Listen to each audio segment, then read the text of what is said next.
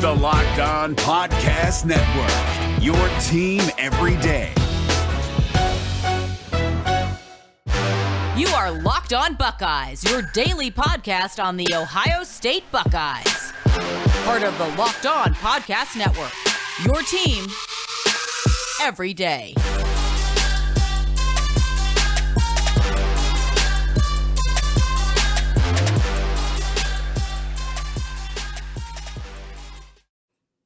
What is up, Buckeye fans? Welcome back to another episode of Locked On Buckeyes for the Locked On Podcast Network. I'm your host, Jay Stevens, also the host of the Jay Stevens Podcast. It is Monday, July 26th in the year 2021. And no matter if you're listening to the audio version of the podcast or if you're watching us on YouTube or WKYC.com, I want to thank you for making this podcast a part of your day. As always, you can follow me on Twitter at JStevens07. You can also follow the podcast on Twitter as well at Locked On Buckeye. Lineup for today in segment 2, we go over some things that we learned from Ryan Day at day 2 or during day 2 of Big Ten Media Days. Segment number 3, Aaron Freeman from Locked On Falcons will be with us to continue our Buckeye road trip around the NFL. Today's player, cornerback, Mr. Kendall Sheffield. But before we get to any of that, I want to remind you to make sure you check out the live NFL draft show, because that's the place to check out NBA draft show, NBA draft GOAT Chad Ford, Locked On NBA Draft host Rafael Barlow, and Locked On NBA host John Corrales, as they will be live this year covering the NBA draft. It's Locked On NBA Draft 2021, brought to you by Built Bar. Get the local expert analysis on each pick. Follow Locked On NBA on YouTube today, and watch our live coverage on July 29th, starting at 7 p.m. Eastern Standard Time. Day 1 was Thursday. Day 2 was Friday. Big Ten Media Days, they have come. They have been fun. They've been enjoyable. And they have went. Big Ten Media Days, like I mentioned, this was my first time attending the event. And I can't wait to get back next year. Now, I don't know if it'll be in Indianapolis, if it'll be in Chicago. I hear rumblings that the Big Ten is thinking about moving the Big Ten Conference Championship game to other parts of the country, not keeping it centralized in Indianapolis. If you're going to do that, my suggestion is to do it somewhere where there is an indoor stadium, not MetLife Stadium over there in the northeastern portion of the country. No matter if they move the Big Ten Media Days or not, I'm going to try to be there because it's fun. It's very enjoyable, and I like listening to each coach talk. From Mike Locksley at Maryland, who got 0 questions from the media, to Mel Tucker at Michigan State, to Harbaugh. We're going to do it or die trying. That quote was there, and I know if you're on the social medias, different apps and things like that, you probably saw that quote and wondered, whoa, Harbaugh, or is it really that deep? Yes, it is that deep because it means everything. Absolutely everything to those Wolverines to beat Ohio State, which they still had not done yet. I still don't think it's going to happen this year. On Friday, Ryan Day, Jeremy Ruckert, Thayer Munford, and Zach Harrison, they were put on Front Street. They were on full display. We got to see the athletes, Munford, Harrison, and Ruckert, answer questions from the media for an hour, and they did a phenomenal job. I was thoroughly impressed with the athletes. Thayer Munford is very, very, very mature. Now, granted, you say he's been at Ohio State for a very long time. That, my friends, is true.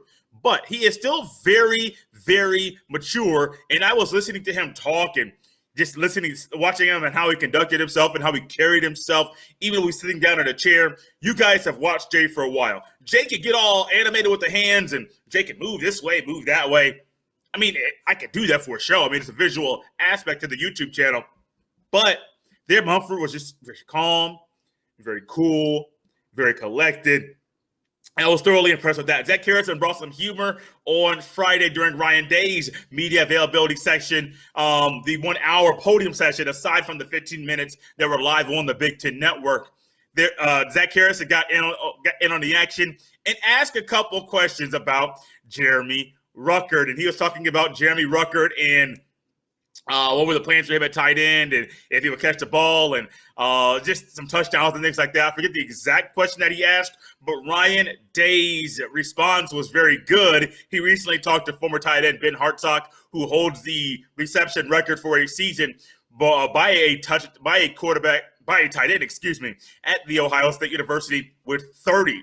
That is the tight end record for catches in a season, 30. And Ryan Day did state that we're going to have to do everything we can to get Jeremy Ruckert at least 31 catches this year. And then the follow-up question from Zach Harrison, he said, do you have plans to move Jeremy Ruckert to left tackle because all he does is block? And that was very comical. Everybody got a good laugh out of that. I laughed as well.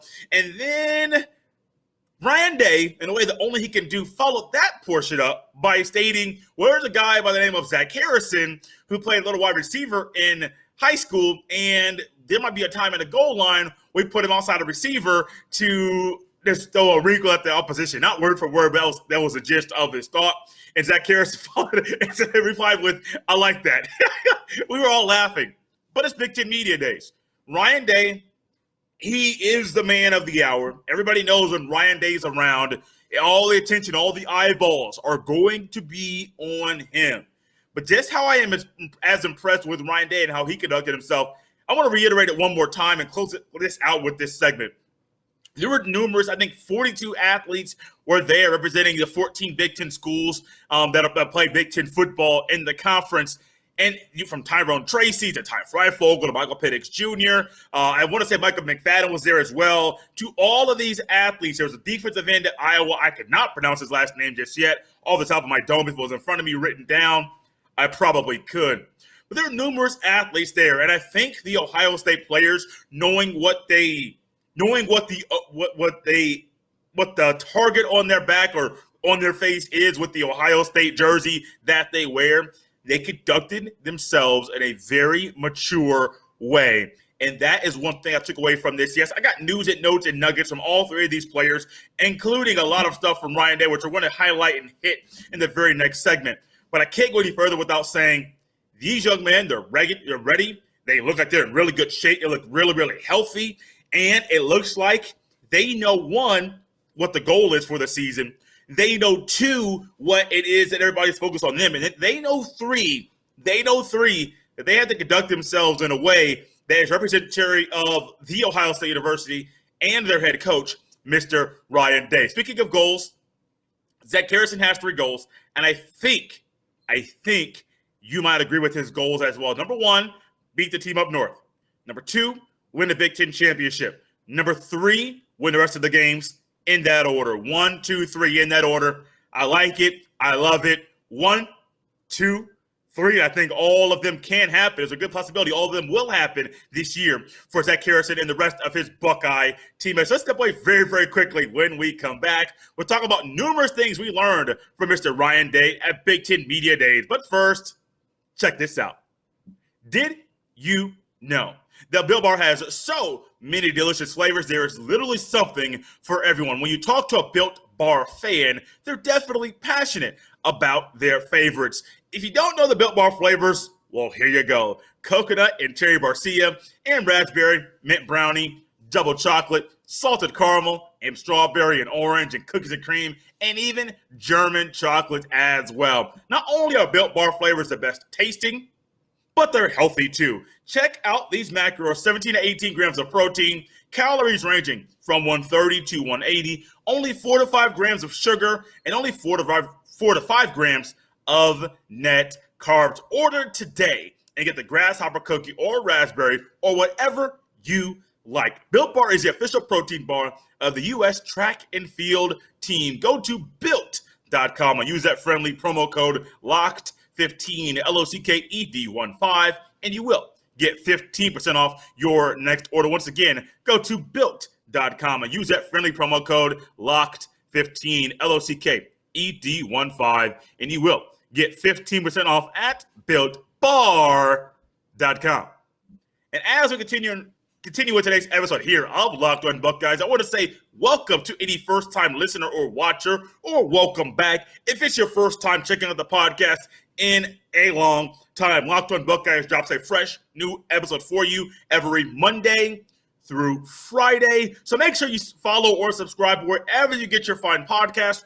The Odyssey app, Apple Podcasts, Google Podcasts, the iHeartRadio, Spotify, wherever you get them. Follow or subscribe on the audio version of the show. If you are a watcher of the show, youtube.com/LockedOnBuckeyes if you're on your web browser, or if you're on your app on your phone, or if you're on your smart TV or Fire Stick or Roku, go to the YouTube app, search Locked On Buckeyes. You will see the show. Subscribe. We're building this show with the help of you every single day.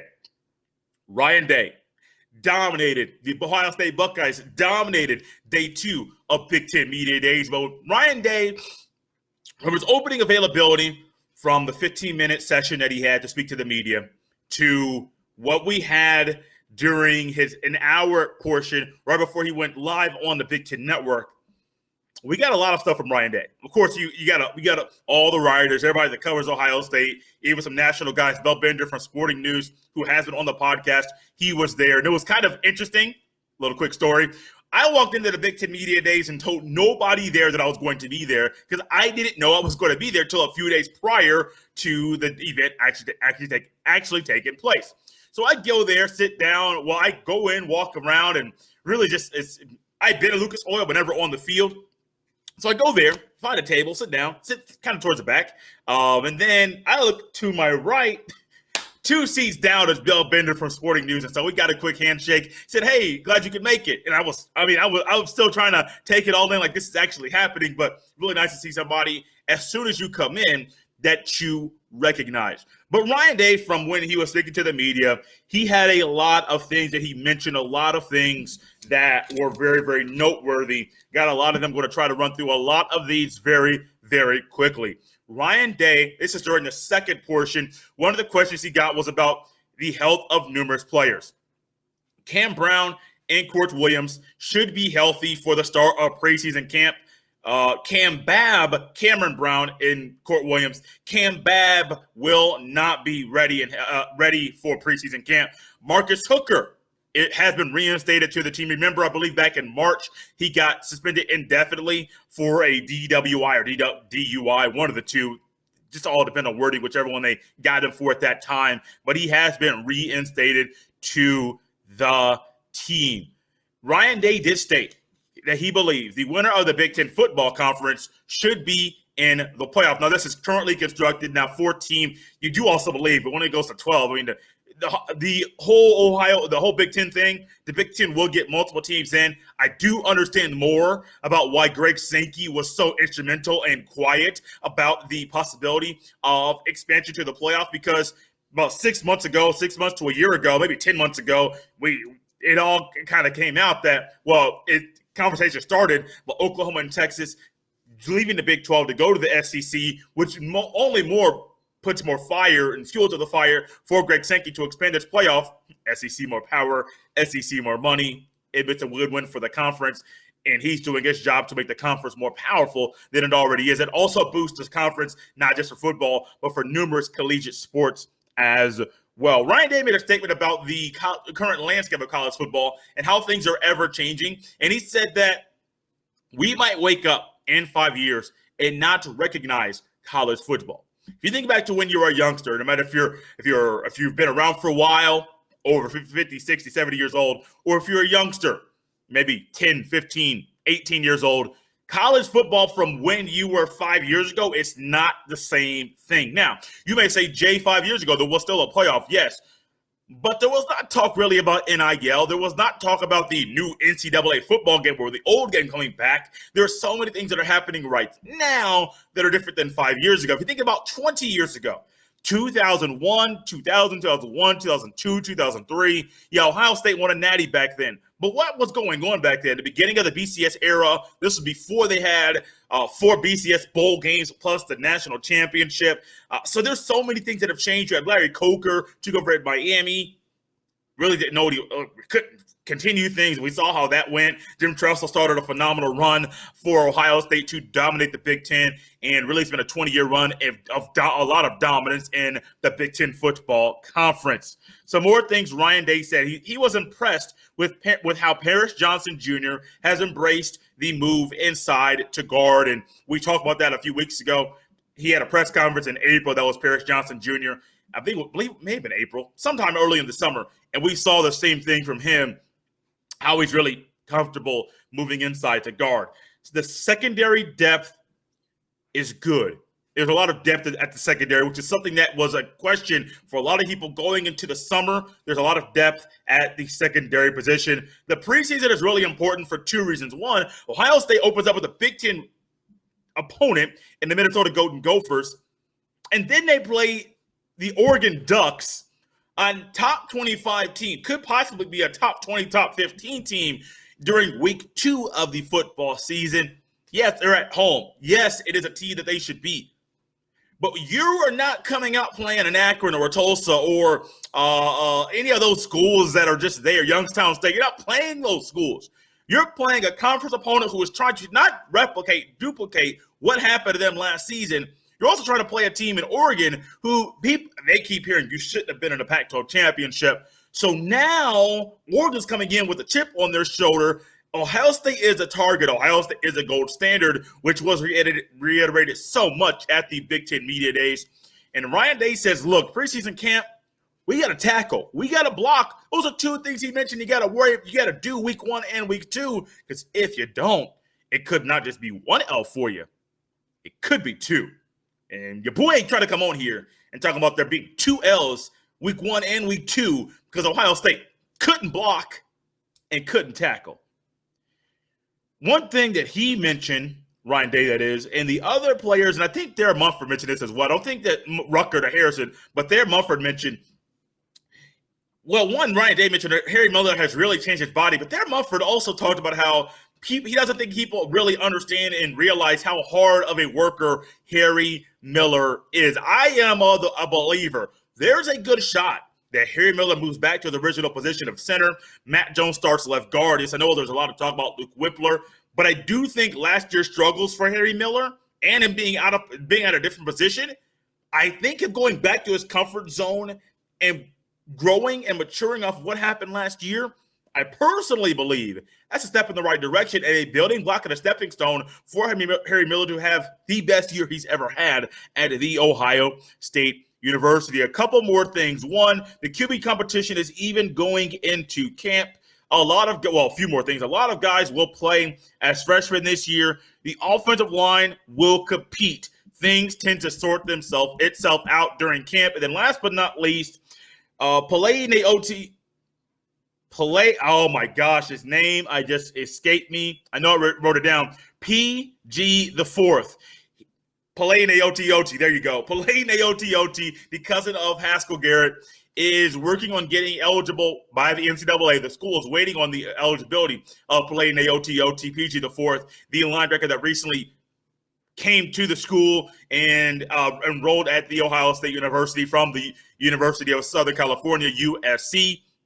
They're waiting on his eligibility from the NC2A to see if he's eligible and if he can play this year. He is currently paying his own way to attend school at the Ohio State University. Let's take one more time out. When we come back, Aaron Freeman from Locked On Falcons will be with us to continue our Buckeye road trip around the NFL. Today's athlete and player, Kendall Sheffield from the cornerback position. But first, check this out. BetOnline is the fastest and easiest way to bet on all your sports action. Baseball season is in full swing, and you can track all the action at BetOnline. Get all the latest news, odds, and info for all your sporting needs, including MLB, NBA, NHL, and all your UFC and even MMA action before the next pitch. Head over to BetOnline on your laptop or mobile device and check out all the great sporting news, sign-up bonuses, and even contest information. Don't sit on the sidelines anymore, as this is your chance to get into the game as teams prep for their runs to the playoffs. Head to betonline.ag on your laptop or mobile device to sign up today. And when you do, make sure you use the friendly promo code LOCKEDON, LOCKED, L-O-C-K-E-D-O-N, L-O-C-K-E-D-O-N, and it's all one word, and receive your 50% welcome bonus on your first deposit. Bet online, your online sports book experts.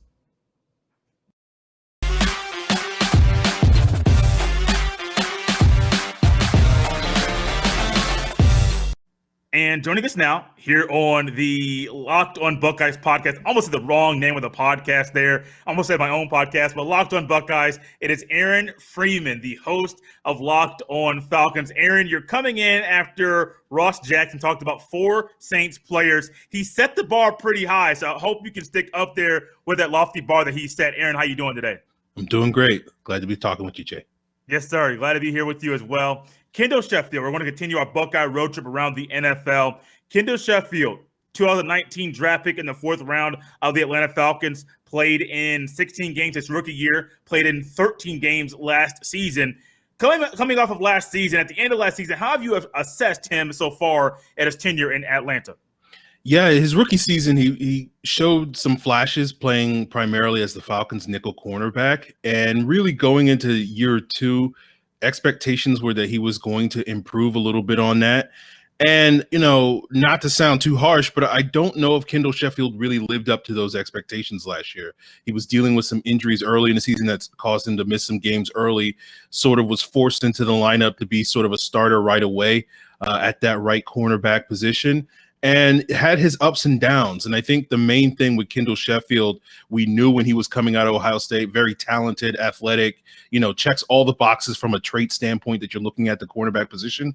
But some of the issues that he struggled with as a rookie, sort of with technical stuff and awareness, you were hoping to see a little bit of improvement there in year 2. You didn't quite see that. And so I think this summer is going to be, kind of a make-break year for him. Now with a new coaching staff coming in, they won't necessarily have the same loyalty to him because they did not draft him as the previous coaching staff. So this is a real opportunity for him to really make a strong first impression and really improve upon that second year that didn't quite live up to expectations in Atlanta last year. Aaron, you mentioned the word struggles. You mentioned some technical stuff. You mentioned the awareness that maybe he struggled with. As far as the technical side of things, what technical things did he kind of struggle with? Yeah, the main issue with Kendall Sheffield, I felt, was, footwork stuff, balance stuff, these types of things. He's always been a supreme athlete. And I think a lot of ways he was able to get away with that in college, where he always knew he was one of the top athletes on the field. So he didn't necessarily have to play with the same sort of discipline and technique as other corners. And, when you get to the NFL, you're facing some elite talent. And no offense to Ohio State or Alabama, where he was prior to, they play some great players, but they are not up to the level of NFL players like Michael Thomas and Mike Evans and those types of players in the NFL. And so I think Kendall Sheffield hasn't been able to get away with sort of being as athletic as he has been in previous times in Ohio State. So I think that's really where he needs to improve upon and just play with a little bit more balance, a little bit more intense anticipation, just because you're not just going to be able to, out-athlete all these top-end wide receivers that you're going to face in the NFL. You mentioned that he played some nickel corner and he played outside. I think it was right corner specifically that you mentioned. Which position do you think fits him the best? Well, based off of his body of work right now, off of 2 years, for the most part, his rookie season, he was inside, playing that nickel cornerback spot. And last year, he spent predominantly his time outside.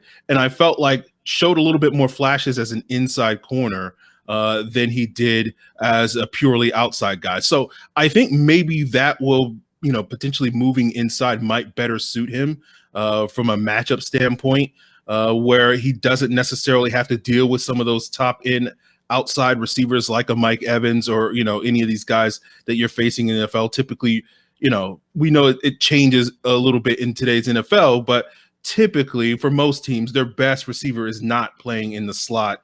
That's usually your second or third best wide receiver. So I think that's probably a better place for Kendall Sheffield moving forward. And I think we'll have to sort of see if this new coaching staff in Atlanta under Arthur Smith and defensive coordinator Dean Pease sees it the same way. the new coaching staff, the versatility somewhat to play inside, outside, kind of a make or break it year, not just for year 3 with him in the NFL, but also just new coaching staff. They may just get rid of you because you might not fit their scheme. Schematically, do you think him having some time playing inside and outside kind of makes him a better asset or better commodity than somebody else that's one or the other? Yeah, I think that's going to be something of a feather in his hat this summer when he's competing for a roster spot. So even though I've spent the better part of this conversation questioning, where he could be as an NFL player, I feel like he should be relatively safe because of that versatility, because even in the beginning part of his rookie season, before he was sort of asked to be promoted to that nickel cornerback spot due to injuries and whatnot, he played on special teams and was very effective on special teams. So I think really right now, the main question with Kendall Sheffield is, as a backup, because of that versatility that you're talking about, playing inside or outside, because of that ability on special teams, he's a very valuable backup. It's just really a question, can he be more than that? Can he be a starting nickel in this league? Can he be a starting outside corner in this league? And those are questions he has yet to answer. We've seen the flashes, but you're just not getting the sort of consistency, I think, in part due to those technical concerns that he has shown so far in his NFL career. Last but not least, what are your personal expectations for Sheffield in the 2021 football season?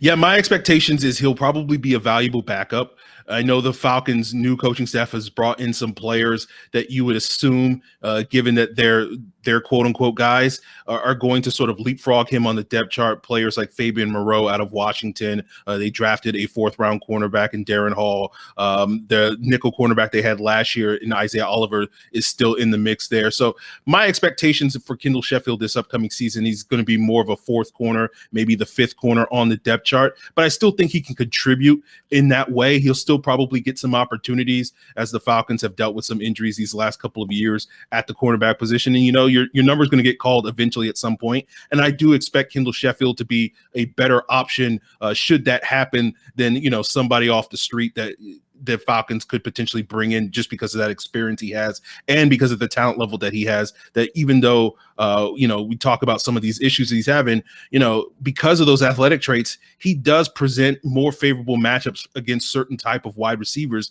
that he's going to face in the NFL. I know last year when the Falcons played Carolina, they asked him to go toe-to-toe with Robbie Anderson because he was one of the few Falcons cornerbacks on the team that could handle someone like Anderson's deep speed. So he is an asset for the Falcons, and I do think he can provide some valuable depth while also contributing on special teams. And should his number be called, I think he still can be an asset for the Falcons, but just may not necessarily live up to those expectations when the Falcons drafted him, that he could wind up being a long-term starter for them at the cornerback position.